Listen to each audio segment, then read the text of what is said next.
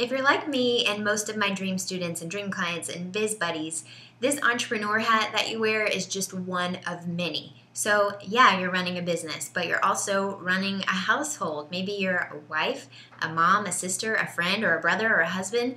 The point is, this business thing is just one part of our lives. And sometimes, especially at the beginning, it's easy to forget that and kind of get lost. Like, to be honest, part of me just feels like I was just swallowed by the internet for the last 18 months. And now I'm kind of being like, oh yeah, people are out at the mall on a weekday in the middle of the day. Like, I kind of forgot what this was like. And people often ask me how I achieve this magical, mythical balance. You know, how can you be a profitable business owner and also a great wife and a great mom? And I'm like, I don't know. Tell me when you find out, because I haven't really figured it out yet. And I've been wanting to do a video on this for a while. I'm Nikki Elledge Brown, the communication stylist, and in this video, I want to tell you what I'm learning about this whole work-life balance thing, okay? So a bit of background. Before I started my business, I was working part-time from home, which was dreamy for the Park Service. And I had a lot of time, just downtime, to do whatever I wanted to do.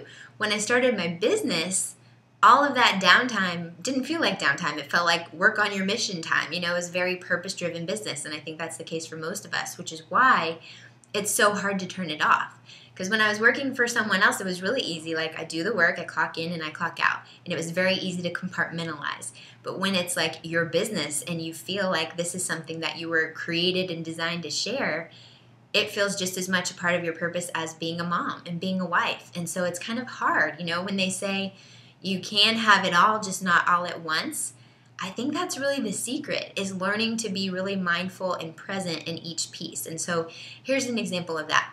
Earlier this year, we went several months without childcare. So it was just me and Bryson, and we didn't have, you know, daycare a few days a week or whatever. And that was different for us because he had been in daycare for 2 or 3 days a week since he was like 6 months old. Though that period of time was like the least productive time in my business ever. I called it a self-imposed income hibernation, where I was just kind of shut down and I wasn't really being very productive. And when I psychoanalyze myself, I see what was happening, which was that I was working while he was awake. I couldn't tell you what I was doing, just piddling around, I guess, but working while he was awake, feeling guilty, being like, here are more goldfish, what do you want to watch now? You know, and I just felt like a scumbag of a mom, to be honest. And so whenever it was time and he would take a nap and I had an uninterrupted period of time to work, I think I sabotaged myself because my mind was like, no, you weren't giving him your full attention. You don't get to give your work your full attention now. And so all of it suffered, and I just felt bad and yucky. And so here's what I'm realizing, and it's always going to be a process, and hopefully one day, you know, in the next year or two, we'll add another one to the mix and that'll upset the balance all over again. But what I'm learning is we have to be okay with the fact that there's not really going to be a clear balance at any point during this phase of our lives, you know, especially if you're a mom and you have kiddos. And so I had this aha moment, which is this. Some days we'll work too much. Some days we'll play too much. But as long as the work too much days pave the way for more play too much days, I think we're headed in the right direction. Because, yeah, I may feel guilty that I'm here and I'm working on my course about copy materials or my launch or whatever it is. But thinking about the impact that that work has on my family and the future of our family, and that even when I'm doing that, I'm still able to be home with him, that's a huge blessing. That's great. And I'm setting a really great example for him. Even if I never have daughters, I have 8 nieces too. I love setting an example that I can create a business. Like, look at this. We're just creating this out of nothing. This wasn't there and now it is. And that's huge. And so we have to give ourselves credit on that. Like, we really are setting an example, and it's great to get them involved and explain what we're doing instead of just like, mommy's on the computer. So I know this is a bit more stream of consciousness than my usual videos, but I just wanted to let you know where I'm at with this, because truly people ask me all the time and I'm like, dude, I do not have it figured out. And I want to pass that work too much, play too much thing along, and I hope that it catches on, because yes, the days are long, but the years are short. Which means we need to be present with our little ones. They're only little for a little while, and they're only here. I think you hear the Blue Angels actually right now, which is pretty cool. But they're only here with us for a little while, so we do need to be present. It's not okay to just completely ignore them all the time. But we also do need to create what we feel called to create, because that helps, you know, encourage and support and bless other people through our businesses.